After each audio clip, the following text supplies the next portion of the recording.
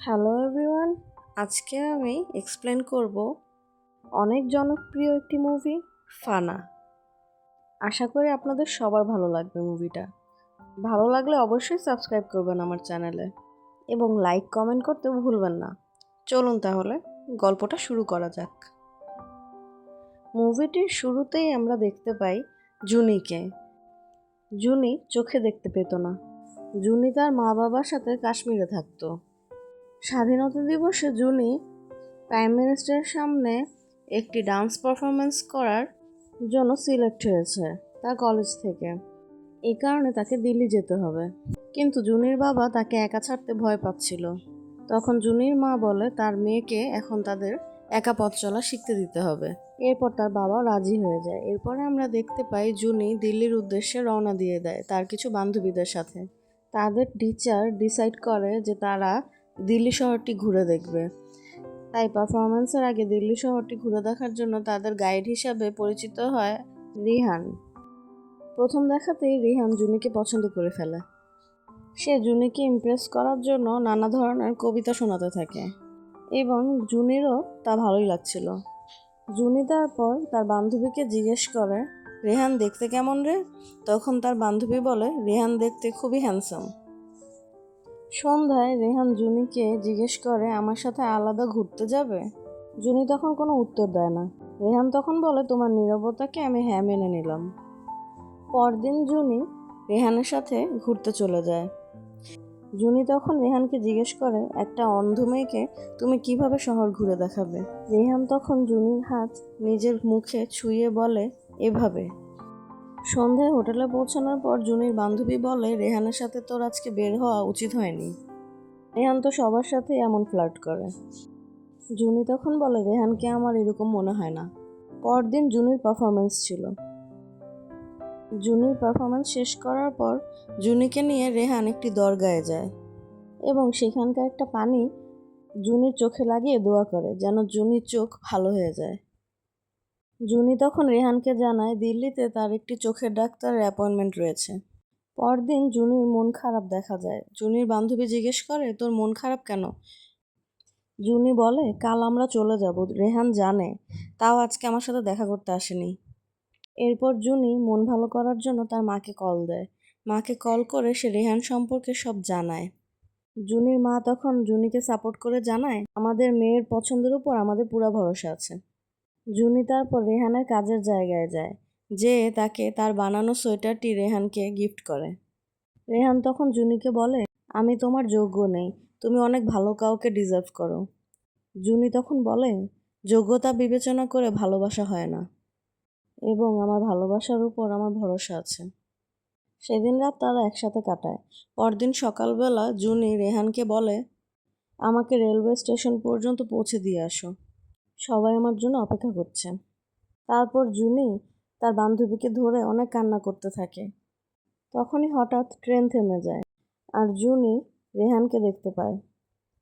এরপর জুনি রেহানের সাথে দিল্লিতেই থেকে যায়। এরপর জুনি তার মাকে কল করে জানায় যে রেহান তাকে বিয়ে করতে চায়। জুনির বাবা মা তখন খুশি হয়ে বলে, ঠিক আছে, আমরা যত তাড়াতাড়ি সম্ভব দিল্লি আসছি। এরপর রেহান জুনিকে নিয়ে ডাক্তারের কাছে আসে। ডাক্তার বলে, জুনির চোখে রেটিনা বদলে দিলে জুনি আবার চোখে দেখতে পাবে। রেহান দেরি না করে জুনির অপারেশনের ব্যবস্থা করে ফেলে। জুনির অপারেশন সাকসেসফুল হয়ে যায়, কিন্তু চোখ খুলে জুনি তার বাবা মাকে দেখতে পায়, রেহানকে দেখতে পায় না। জুনি তার বাবা মার কাছে রেহানের কথা জিজ্ঞেস করে। জুনি তার বাবা মার কাছে জানতে পারে শহরের এক আতঙ্কবাদী বোমা হামলায় রেহান মারা গেছে। ভালোবাসাকে হারিয়ে জুনি অনেকটা ভেঙে পড়ে এবং এরপরেই আমরা জানতে পারি বোম ব্লাস্টিংয়ের পিছনে টেররিস্ট আর কেউ না, রেহান। আমরা কাশ্মীরে দেখতে পাই মেজর সুরজকে। তার দায়িত্বে একটি ট্রিগার ছিল। এই ট্রিগারগুলোর দিকে নজর ছিল টেররিস্টদের।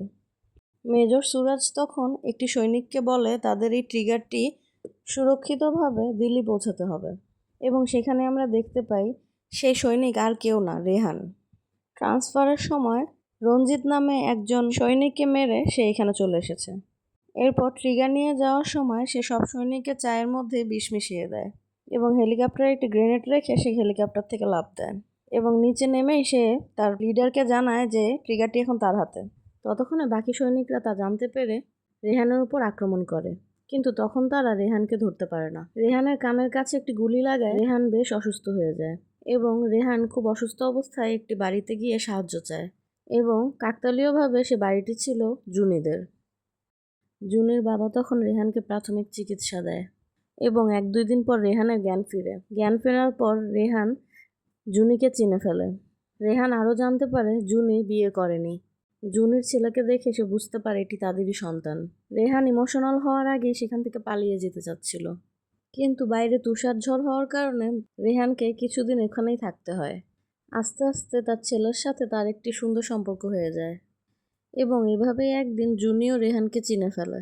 জুনির বাবা রেহানকে জিজ্ঞেস করার পর জুনির বাবা রেহানকে এমনটা করার কারণ জানতে চাইলে রেহান বলে সে একটা মিশনে ছিল এবং এখনও সে একটি মিশনে আছে।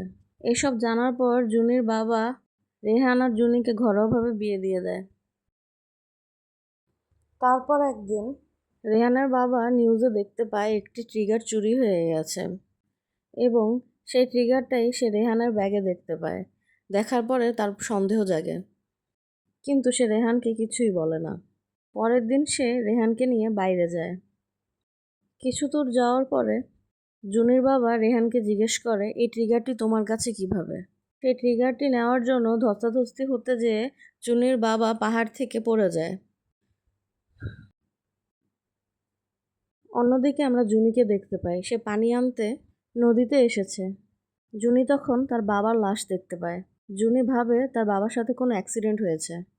জুনি যখন রেহানকে এই কথা বলতে যায় তখন রেহান বলে আজকে জুনির বাবা কর্নেল আঙ্কেলের বাসায় থেকে আসবে। এটা শোনার পর জুনি প্রচণ্ড রকমভাবে ধাক্কা খায়। এরপর জুনির রেহানের উপরও সন্দেহ হয় এবং রেহানের কাপড়ের ভিতরে সে ট্রিগারটি খুঁজে পায়, যেই ট্রিগারটি সে নিউজে দেখেছিল। তখন জুনির চোখেও রেহানের পরিচয় পরিষ্কার হয়ে যায়। জুনি এরপর তার ছেলেকে নিয়ে কর্নেল আঙ্কেলের বাসায় যায়। তারপর সে জানতে পারে কর্নেল আঙ্কেলও মারা গেছে। জুনি তখন অফিসার ত্যাগের সাথে যোগাযোগ করতে সক্ষম হয়। অফিসার ত্যাগী তখন বলে তুমি কোনো রকম আজকে রাতটা কাটিয়ে দাও, কালকের মধ্যেই আমরা চলে আসবো সকালে। সকাল হতে না হতেই রেহান সেখানে চলে আসে এবং জুনিকে বোঝায় যে তার বাবার মৃত্যুটা একটি অ্যাক্সিডেন্ট ছিল। সে তাকে তার ভালোবাসা কসম দিয়ে সে ট্রিগারটি নিয়ে আসে।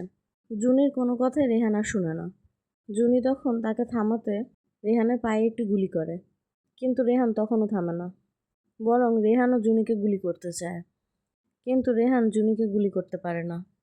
এবার জুনি রেহানকে আরেকটি গুলি করে এবং এবারের গুলিটি রেহানের সরাসরি পিঠে যেয়ে লাগে।